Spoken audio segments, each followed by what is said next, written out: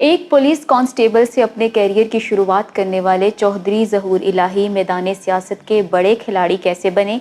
क्या आप जानते हैं कि शराफत, दयानत और खिदमत की सियासत करने वाले चौधरी ज़हूर इलाही पर 100 से ज़्यादा मुकदमात क्यों बनाए गए थे? चौधरी ज़हूर इलाही का आखिर ऐसा क्या जुर्म था कि उन्हें मीर मुर्तज़ा भुट्टो ने कत्ल करवाया?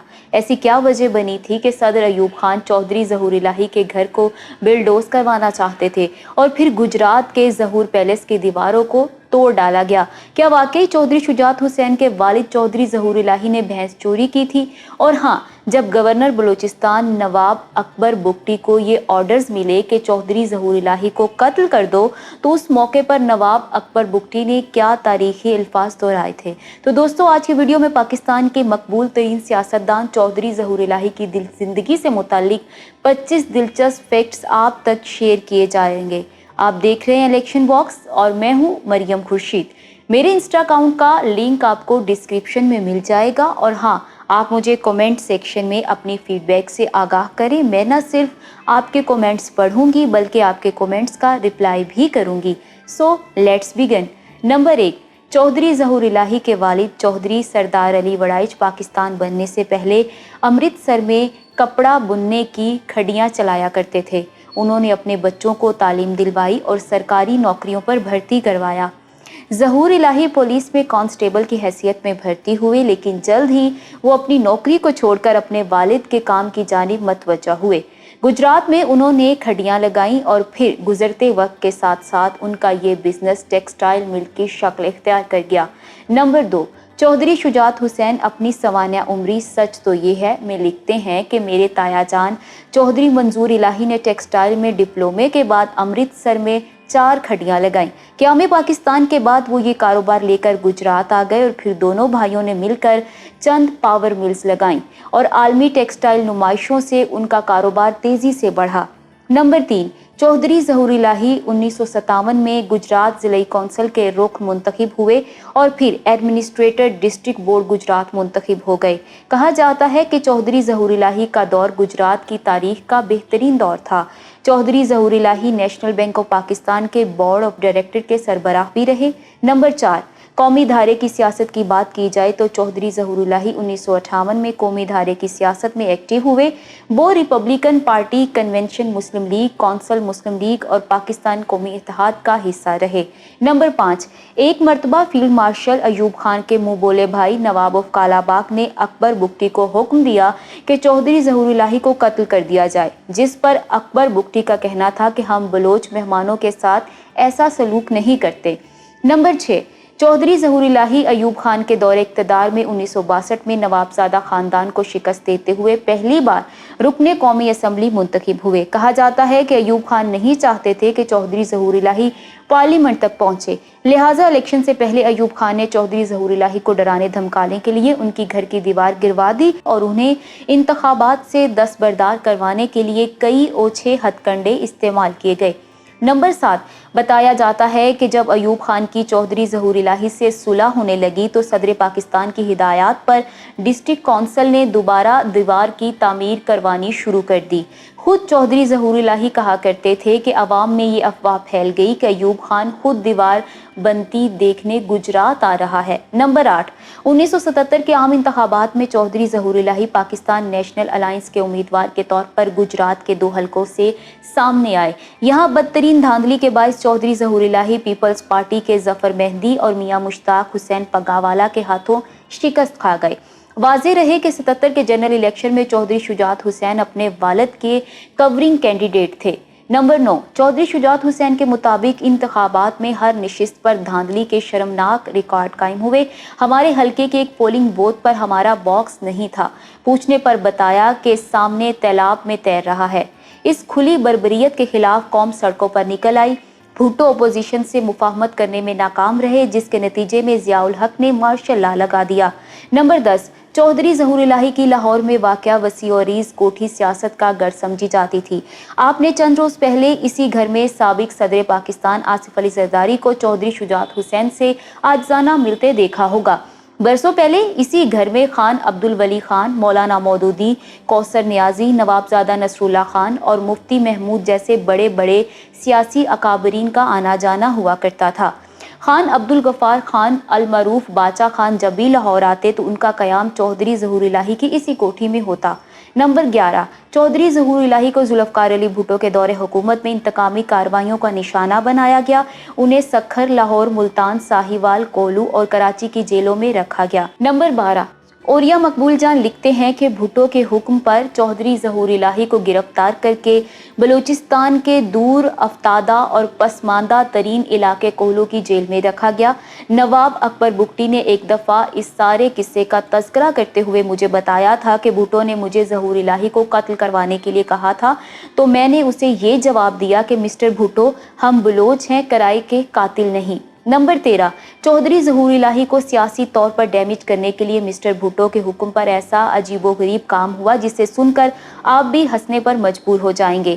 چودھری صاحب کو نیچا دکھانے کے لیے ایک عجیب و غریب چال چلی۔ ایک روز صبح اخبارات میں یہ سرخی لگی کہ چودھری ظہور الہی نے کسی غریب کسان کی بھینس چوری کی ہے اور اس کے خلاف پرچہ بھی کٹ چکا ہے۔ پھر پاکستان مسلم لیگ کاف کے سربراہ چودھری شجاعت حسین کے والد چودھری ظہور الہی کو بھینس چوری کے مقدمے میں گرفتار بھی کیا گیا تھا۔ نمبر 14، بھینس چوری کیس میں چودھری ظہور الہی کی گرفتاری پر پیپلز پارٹی کے جیالے بگلے بجاتے نہیں تھکتے تھے۔ جسٹس انوار الحق نے کمال دلیری سے چودھری ظہور الہی کی نہ صرف اس کیس میں ضمانت لی بلکہ مستقبل میں بننے والے دیگر کیسوں میں بھی ضمانت منظور کر لی۔ نمبر 15، چودھری شجاعت حسین اپنی کتاب سچ تو یہ ہے میں لکھتے ہیں کہ یحییٰ، مجیب اور بھٹو کی ہٹ دھرمی کا خمیازہ پوری قوم کو بھگتنا پڑا۔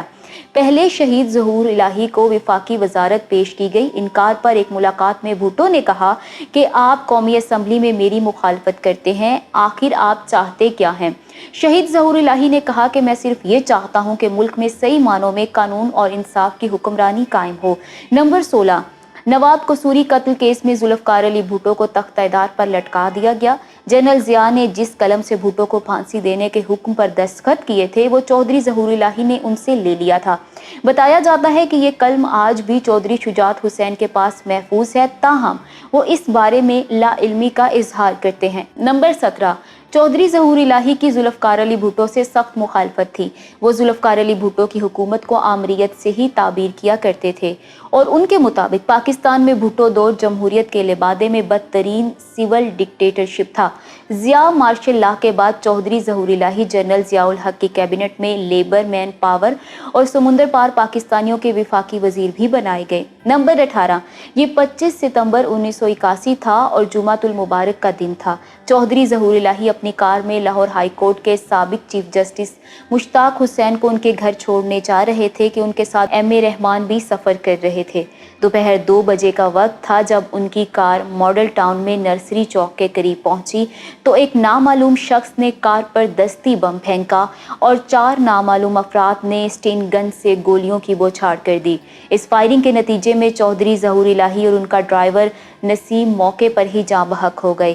جسٹس مشتاق حسین کو معمولی زخم آئے جبکہ ایم اے رحمان محفوظ رہے۔